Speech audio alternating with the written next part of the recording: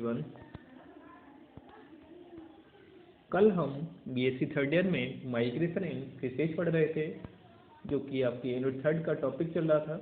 इसमें हमने introduction, definition, classification of migration, migration based on purpose of migration, इसमें alimental migration, gametic migration, climatic migration, osmoregulatory migration. उसके बाद migration based on direction, direction के आधार पर migration कितने टाइप का होता है, 2 टाइप का होता है, latitudinal migration and vertical migration. इसके बाद हमने डिस्कस किया था C type migration, migration based on habitat, habitat के आधार पर माइग्रेशन कितने टाइप का होता है, जिसमें हमने पढ़ा था डायाड्रोमस, डायाड्रोमस में एनाड्रोमस माइग्रेशन, एनाड्रोमस के बाद पढ़ा था हमने कैटाड्रोमस माइग्रेशन, कैटाड्रोमस के बाद पढ़ा था एम्फीड्रोमस, एम्फीड्रोमस के बाद सेकंड टाइम बनी थी पोटोमेड्रोमस माइग्रेशन, पोटोमेड्रोमस के बाद ऑसियोनोड्रोमस माइग्रेशन। उसके बाद हमने पढ़ा था स्पीड ऑफ माइग्रेशन, मतलब जो फिशेज माइग्रेट करती हैं वो किस स्पीड से माइग्रेट करती हैं।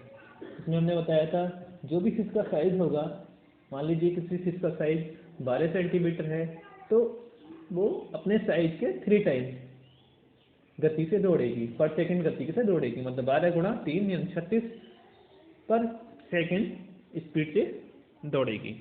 इसके बाद हमने पढ़ा था फैक्टर इन्फ्लुएंसिंग माइग्रेशन, इसमें हमने पढ़ा था फिजिकल फैक्टर, मतलब फिजिकल फैक्टर किस तरीके से माइग्रेशन को प्रभावित करते हैं। उसके बाद केमिकल फैक्टर का क्या रोल होता है माइग्रेशन में, वो किस तरीके से प्रभावित करते हैं। उसके बाद बायोलॉजिकल फैक्टर क्या होते हैं, वो किस तरीके से प्रभावित करते हैं।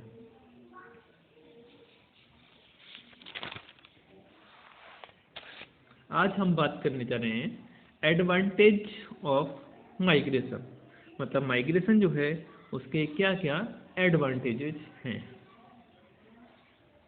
निकोल्से के अनुसार माइग्रेशन एक प्रकार का एडप्टेशन है, मतलब निकोल्से नाम एक साइंटिस्ट है, उन्होंने माइग्रेशन को क्या बताया, एक प्रकार का एडप्टेशन। जब किसी स्पॉनिंग ग्राउंड में पर्याप्त फूड नहीं होता है तो फिशेज माइग्रेट करने लगती हैं, जिससे मैच्योर तथा एम्ब्रियो दोनों को भोजन प्राप्त हो सके। मतलब अनफेवरेबल कंडीशन से फेवरेबल कंडीशन की तरफ मूव करना ही माइग्रेशन या एडप्टेशन कहलाता है। इसके अलावा माइग्रेशन से एडवर्स एनवायरमेंटल कंडीशन को भी अवॉइड किया जा सकता है। अनेकों फिशेज ब्रीडिंग के लिए ही माइग्रेट करती हैं। अब बात करते हैं methods of migratory movements. Fishes में माइग्रेशन के समय मूवमेंट निम्न प्रकार से होती है। Number 1, drifting. यह एक प्रकार की पैसिव मूवमेंट्स है, जिसमें फिशेज पानी के साथ साथ आगे बढ़ जाती हैं, अर्थात यह यूनिडायरेक्शनल मूवमेंट है। इसमें जैसे वाटर करंट बह रहा होगा उसी दिशा में वो बहती जाएंगी, इसको कि हम ड्रिफ्टिंग बोलते हैं। नेक्स्ट पॉइंट की बात करें तो रैंडम लोकोमोटरी मूवमेंट। इस टाइप की मूवमेंट में माइग्रेशन एक पॉइंट से प्रारंभ होता है और फिशेज डिफरेंट डायरेक्शन में फैल जाती है। ऐसी मूवमेंट में डिस्ट्रीब्यूशन यूनिफॉर्म होता है। Next point, oriental swimming movement. इसमें क्या होता है, इसमें फिशेज एक स्पेसिफिक डायरेक्शन में मूवमेंट करती हैं और ये डायरेक्शन या तो सोर्स ऑफ स्टिमुलेशन की तरफ हो या उससे दूर, या फिर फिशेज एक एंगल पर मूव करने लगती हैं और ये एंगल फिशेज के तथा सोर्स ऑफ स्टिमुलेशन के बीच बनता है। नेक्स्ट, डेंटाडेंट या कॉन्ट्राडेंट। डेंटाडेंट एक ऐसी मूवमेंट है जिसमें फिशेज वाटर करंट के साथ ही माइग्रेट करती हैं, जबकि कॉन्ट्राडेंट में माइग्रेशन मूवमेंट वाटर करंट के अगेंस्ट होता है। मतलब कॉन्ट्राडेंट की बात कर लिया है तो जिस एरिया में वाटर का फ्लो होगा, मतलब जिस एरिया में वाटर करंट बह रहा होगा उसकी तरफ मूव करेंगे। और लेकिन जो सेकंड जो पार्ट है इसका कॉन्ट्रारेंट, तो उसमें वाटर करंट के अगेंस्ट इसे माइग्रेट करती है। यानी नॉर्थ की तरफ बह रहा है तो साउथ की तरफ, साउथ की तरफ बह रहा है तो नॉर्थ की तरफ। अब बात करते हैं migratory behaviour of some fishes. यहाँ पे दो फिशेज दिखाई गई हैं, लेप्टोसेफेलस और एल्बर्स। अब बात करते हैं कैटाड्रोमस माइग्रेशन इन ईल फिश।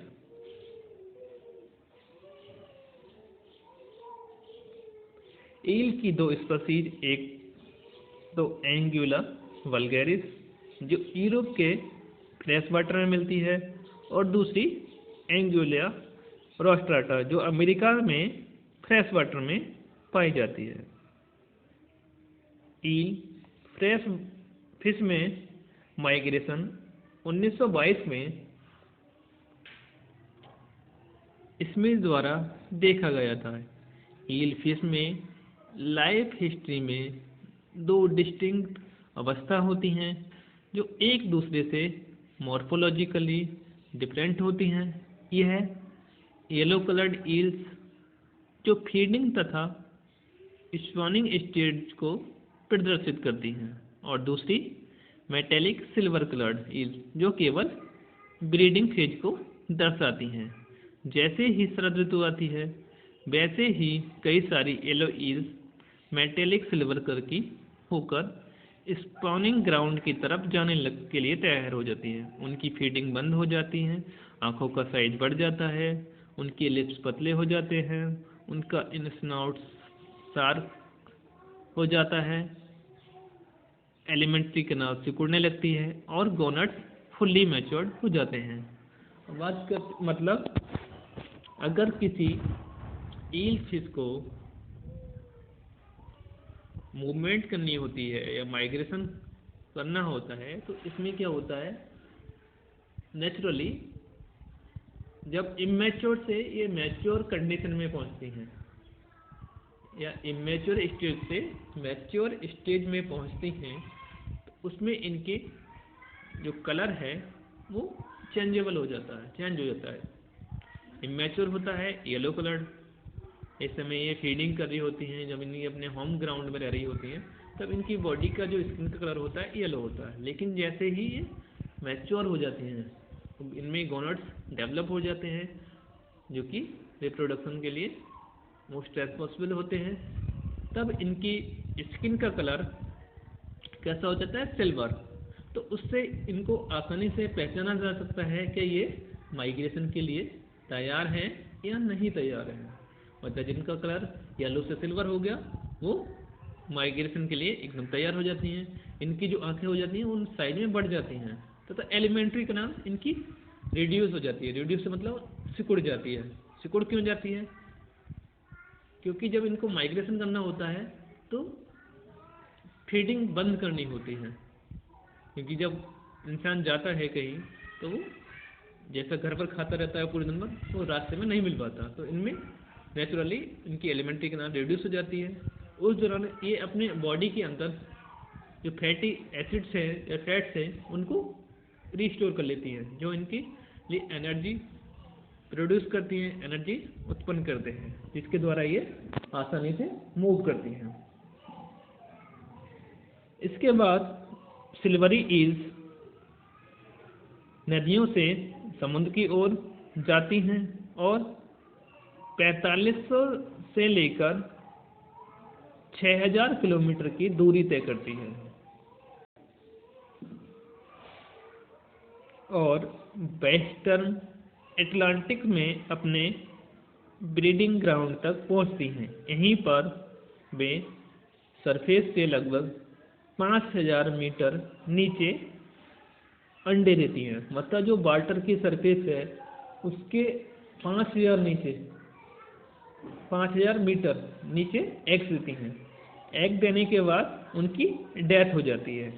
एग में हैचिंग होने पर छोटे छोटे ट्रांसपेरेंट पत्ती जैसे पेलाजिक लार्वा बनते हैं जिन्हें लेप्टोसेफेलस कहा जाता है। यह लगभग 6 mm लंबे निडल लाइक होते हैं। ये लेप्टोसेफेलस धीरे धीरे यह मूव करना प्रारंभ करते हैं और लौटकर अपने पेरेंट्स के घर आने का प्रयास करते हैं। इनका साइज बढ़ने लगता है, इनकी लंबाई 8 या 9 सेंटीमीटर तक पहुंच जाती है। अब इनमें मेटामॉर्फोसिस यानी कायांतरण की क्रिया स्टार्ट हो जाती है, जिसके दौरान में फीडिंग बंद कर देते हैं। जितने भी इंसेक्ट तथा ह्यूमन बींग्स या एनिमल्स की बात की जाए, जब उनमें मेटामॉर्फोसिस की क्रिया होती है यानी कायांतरण की क्रिया होती है, तब वह उस समय अपना खाना पीना सब बंद कर देते हैं। इंसेक्ट में आप लोगों ने देखा होगा, जब वो लार्वा होते हैं, लार्वा से सेकंड स्टार लार्वा में कन्वर्ट होते हैं, तो उस दौरान भी वो अपना फीडिंग बंद कर देते हैं। उनकी छोटी बॉडी सिलेंड्रिकल हो जाती है।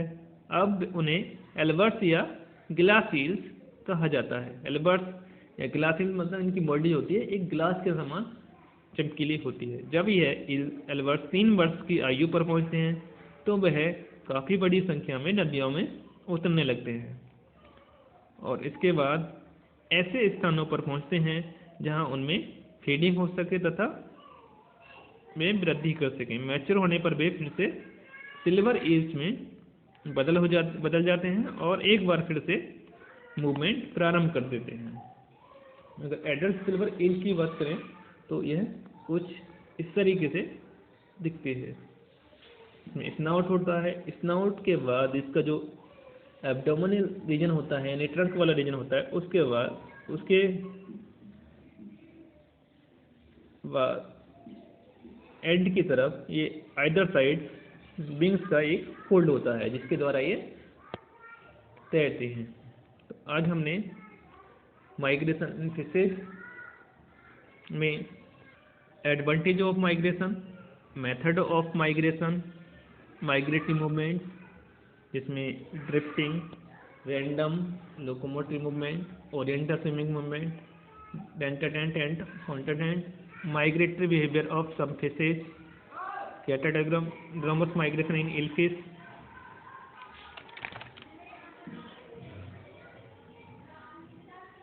को डिस्कस किया। कल हम माइग्रेशन इन वर्ड जो कि आपका न्यू टॉपिक है उसको स्टार्ट करेंगे। Thank you.